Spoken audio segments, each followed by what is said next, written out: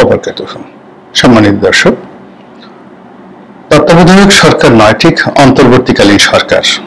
এই সরকারের প্রধান উপদেষ্টা ডক্টর মোহাম্মদ ইউনূস আমেরিকাতে গিয়েছেন জাতিসংঘের একটি যে অধিবেশন, সাধারণ অধিবেশন, সেখানে ভাষণ দেওয়ার জন্য। তো সেখানে গিয়ে তিনি বিশ্ব নেতাদের সঙ্গে বৈঠক করেছেন, অনেকের সঙ্গে কোলাকুলি করেছেন, আন্তরিকতা তারাও দেখিয়েছে। ডক্টর ইউনূস তো অবশ্যই আন্তরিক, এবং এটি নিয়ে বাংলাদেশের আমরা যারা লোকজন আছে একদম আবেগে আমরা তাড়িত হয়ে পড়েছি। ইউনূসের যারা ভক্তকুল তাদের বক্তব্য হলো যে না, এবার আমরা একটা নেতা পেয়েছি বটে।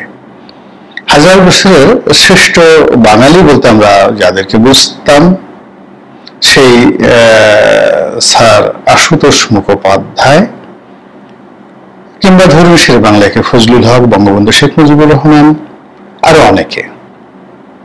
তো এই বাঙালিদের সবার যে আন্তর্জাতিকতা, সেই আন্তর্জাতিকতার জায়গাটি ডক্টর মোহাম্মদ ইউনূস অতিক্রম করেছেন।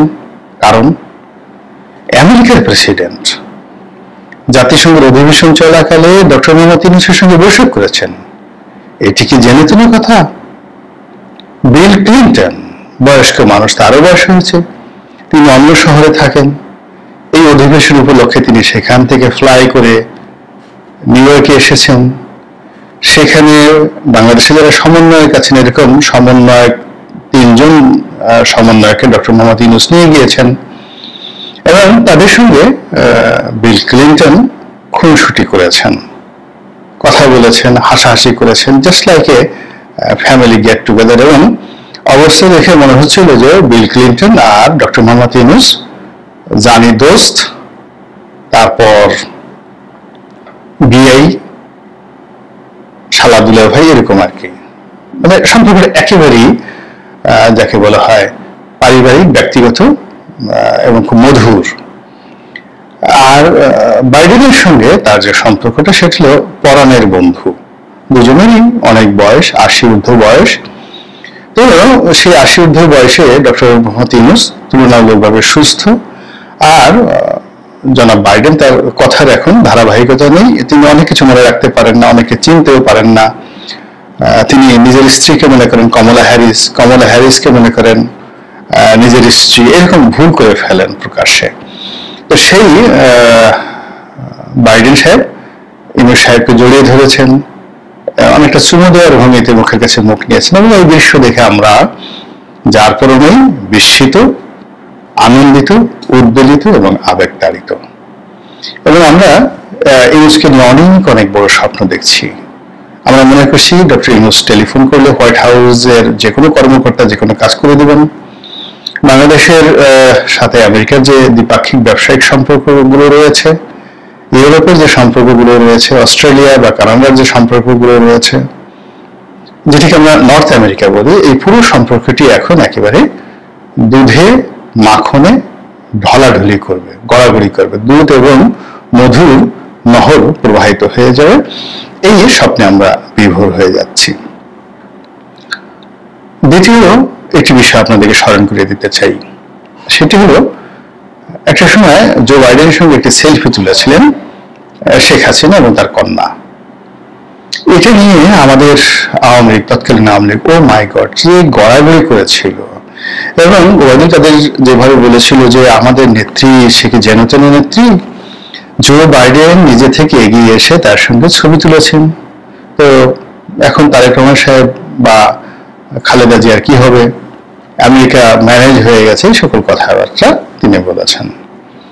আবার যখন বারাক ওবামা প্রেসিডেন্ট ছিলেন, তখন হোয়াইট হাউসের একটা অনুষ্ঠানে পুতুলের প্রশংসা তিনি করেছিলেন, জয়ের প্রশংসা করেছিলেন, এবং বলেছিলেন প্রাইম মিনিস্টার আপনার সন্তানটি তো অনেক স্মার্ট। আর সেটি নিয়ে আমাদের সাংবাদিক যারা গদগদ হয়ে, তেল বা সাংবাদিক যারা আছেন, মাই গড, তারা তো বাংলাদেশে পারলে পুরো বাংলাদেশের তেলের আগুন দিয়ে দেয় আর কি। তো এরকম আমাদের আবেগ সবসময়টাতে ছিল। আমাদের আবেগ ছিল ইয়াহিয়া খানকে নিয়ে। আপনার ইয়াহিয়া খানকে নিয়ে কতটা আবেগ ছিল, সেটা জামাতের যারা লোকজন আছেন তাদের কাছে জিজ্ঞাসা করবেন যে ইয়াহিয়া খানের নিকট যখন আইয়ুব খান ক্ষমতা হস্তান্তর করলেন, তখন বলা হলো যে পৃথিবীর সবচেয়ে সেরা একজন জেনারেলকে পাকিস্তানে দায়িত্ব দেওয়া হলো এবং তার নেতৃত্বে এইবার বিরাট কিছু একটা হবে। তারপর আইয়ুব খান যখন ক্ষমতা এলেন 1958-এ এবং তিনি বাংলাদেশে এলেন এবং এখনো পর্যন্ত ঢাকার রেসকোর্স ময়দানে যত রকম সমাবেশ হয়েছে এ যাবৎকালে, আপনারা অবাক হয়ে যাবেন যে সবচেয়ে বড় সমাবেশটি হয়েছিল আইয়ুব খানের জামানাতে। আর লোকজন সেই সমাবেশে উর্দু ভাষা শুনে, বক্তৃতা শুনে একেবারে মনের আনন্দে তারা বলে ফেলেছিল যে এটা তো রাজা এরকমই হওয়া উচিত। কি নুরানি চেহারা, কি শরীর, কি স্বাস্থ্য, কি লম্বা চেহারা গঠন, আর কি কণ্ঠ, কি লালিত্য। এরকম আমরা কিন্তু আবেগতাড়িত হয়েছিলাম আইয়ুব খানকে নিয়ে। তো এই যে বাঙালির যে আবেগ, সেই আবেগ এখন ডক্টর মোহাম্মদ ইউনূসকে নিয়ে আবর্তিত হচ্ছে। এবং আমার ব্যক্তিগত জীবনের অভিজ্ঞতা হলো যে যখনই আমার কাছে কেউ আশা করে কোনো কিছু বা আমাকে আমি যা না তার চেয়ে সবাই আমাকে বড় মনে করে, ওটি আমার জন্য মারাত্মক বিপদ এবং বিপত্তির কারণ হয়ে দেখা দেয়। এই কারণ হলো আপনি যখনই জনগণের আশা আকাঙ্ক্ষা মেটাতে পারবেন না, তাদের আশার জায়গাটাতে একটু আপনার ঘাটতি দেখা দিবে, অমনি তারা আপনার টুটি চেপে ধরবে এবং আপনাকে কোনো অবস্থাতেই সুযোগ দেবে না। শেখ হাসিনার সবচেয়ে বড় প্রবলেম ছিল তাকে মনে করা হতো যে তিনি অলি আল্লাহ, তিনি সর্বংসহা, তিনি সর্ব কাজে বিশারদ। তো তিনি যদি কাজ করেন আর বাকি কারো কাজ করার দরকার নেই, তিনি সারা রাত জেগে থাকেন, এজন্য আমরা নিশ্চিন্তে ঘুমাতে পারি। এই ধরনের কথাবার্তা আওয়ামী লীগের লোকজন যখন বলছিল, বলতে বলতে যখন তারা সেটা বিশ্বাস করে ফেলেছিল, ঠিক সেই সময়টাতে তারা যখন ঘুমিয়েছিল, বগল বাজাচ্ছিল আর শেখ হাসিনা হেলিকপ্টার করে পালিয়ে গিয়েছিল। একই ঘটনা হিটলারের ক্ষেত্রে হয়েছে, একই ঘটনা মুসোলিনির ক্ষেত্রে হয়েছে। তো ইটালি বা ইংল্যান্ড বা ফ্রান্স, তারপর জার্মানি, এই সকল দেশে বহু রাজনৈতিক বিপর্যয় হয়েছে, এমনকি তুরস্কে। আর তারা সেই রাজনৈতিক বিপর্যয় থেকে বারবার তারা ঘুরে দাঁড়াতে পেরেছে। এর কারণ হলো তাদের সেই প্রজ্ঞা এবং মেধার যোগ্যতা ছিল, এবং তার কারণেই ও সকল দেশে এমন কিছু তৈরি হয়েছে যেগুলো আমাদের দেশে হয়নি। আমেরিকাতে বোয়িং হয়েছে, জার্মানিতে BMW হয়েছে, হাইডেলবার্গ প্রেস হয়েছে, তারপর সেখানে মার্সিডিস হয়েছে, সিমেন্স হয়েছে, এরকম অনেক কিছু। প্রত্যেকটা দেশেই মানে ইংল্যান্ডে রোলস রয়েস হয়েছে, তারপরে ফ্রান্সে কনকর্ড বিমান হয়েছে, আইফেল টাওয়ার হয়েছে। আর বাঙালির কি হয়েছে এখন পর্যন্ত আপনি বলেন তো, আমাদের কি হয়েছে? তো সেই দিক থেকে এই যে ডক্টর মোহাম্মদ ইউনূসের যে আবেগ, তাকে নিয়ে যে আবেগ, এটি ডক্টর মোহাম্মদ ইউনূসের জন্য আগামীতে কাজ করা কঠিন হয়ে পড়বে। এর কারণ হলো সবাই মনে করবে যে ইউনূস টেলিফোন করলেই অনেক কিছু হয়ে যায়।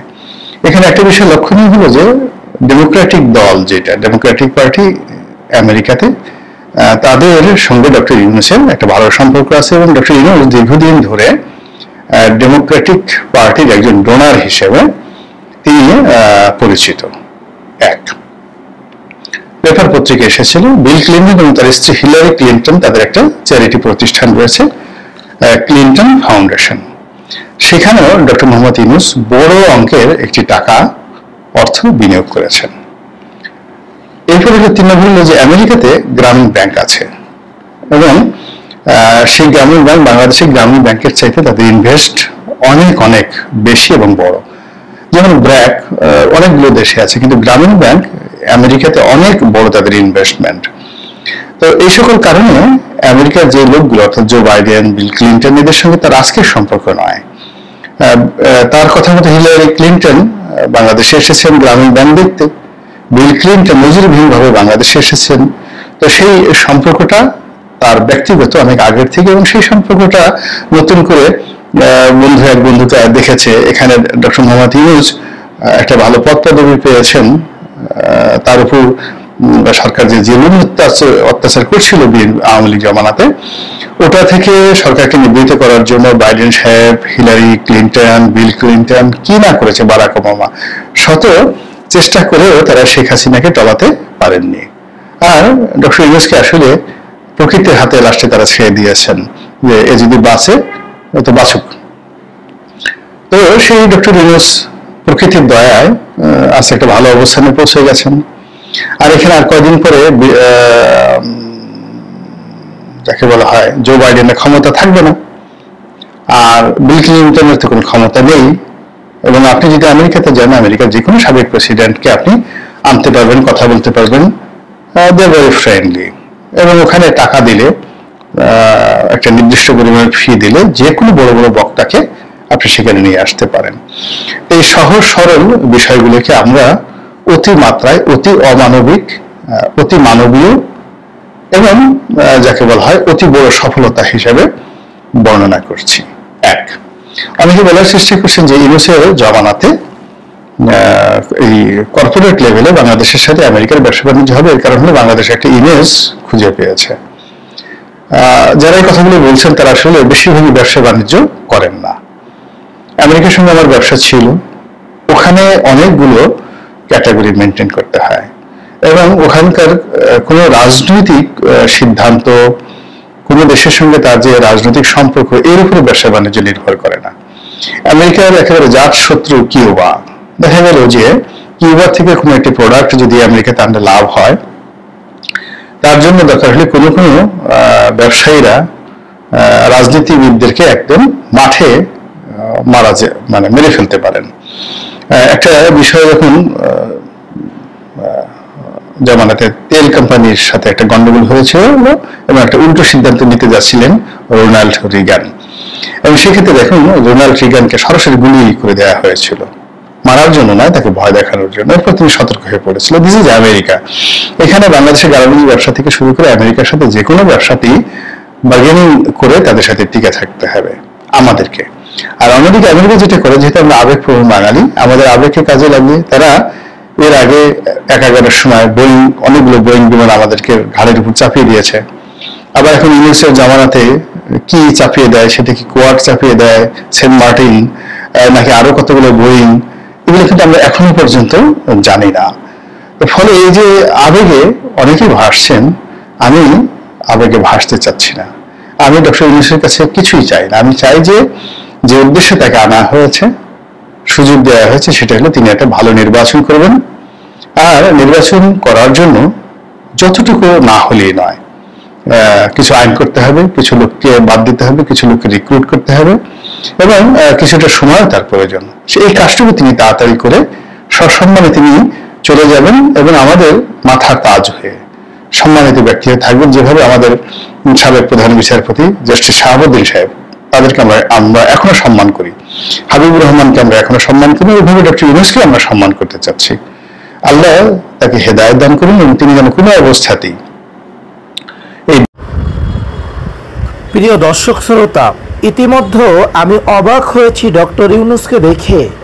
ডক্টর ইউনূসকে কত মানুষ ভালোবাসে বিশ্বের ভিতরে, সেটা আমি অবাক হয়েছি দেখে। প্রিয় দর্শক শ্রোতা, ডক্টর মোহাম্মদ ইউনূস বাংলাদেশের একজন গর্ব, নোবেল বিজয়ী মানুষ। প্রিয় দর্শক শ্রোতা, ইতিমধ্যে আমাদের যে মূল নায়ক, এই যে হাসিনার পতনের জন্য যে মূল নায়ক ছিল, সেটা ছিল একমাত্র মাহফুজ আলম ও পঞ্চগড়ের আরিফ খান। প্রিয় দর্শক শ্রোতা, ইতিমধ্যে আপনারা পঞ্চগড়ের আরিফ খানকে স্টেজে দেখতে পেয়েছেন জাতিসংঘে, সেই সাথে মাহফুজ আলমকেও। জাতিসংঘের সাধারণ পরিষদের ৭৯তম অধিবেশনের ফাঁকে সাবেক মার্কিন president Bill Clinton global initiative leaders state অনুষ্ঠানে যোগ দেন অন্তর্বর্তীকালীন সরকারের প্রধান উপদেষ্টা ডক্টর মোহাম্মদ ইউনূস ও পঞ্চগড়ের ছাত্র শিবিরের লিডার আরিফ। সরকারের প্রধান উপদেষ্টা ডক্টর মোহাম্মদ ইউনূস অনুষ্ঠান মঞ্চে তিনি তার দীর্ঘদিনের বন্ধু সাবেক প্রেসিডেন্ট বিল ক্লিনটনের সঙ্গে নানা বিষয়ে কথার ফাঁকে সফর সঙ্গী ৩ জনকে পরিচয় করিয়ে দেন। তার মধ্যে ছিল পঞ্চগড়ের শিবিরের ক্যাডার আরিফ খান।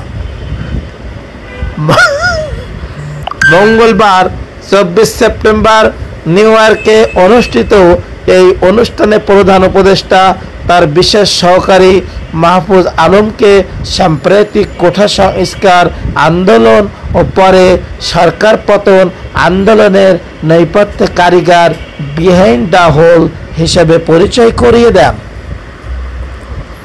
এ সময় যে তিনজন ইসরায়েল যান তাদের মধ্যে একজনের আন্দোলনের সংশ্লিষ্ট নিয়ে সামাজিক যোগাযোগ মাধ্যমে প্রশ্ন উঠেছে।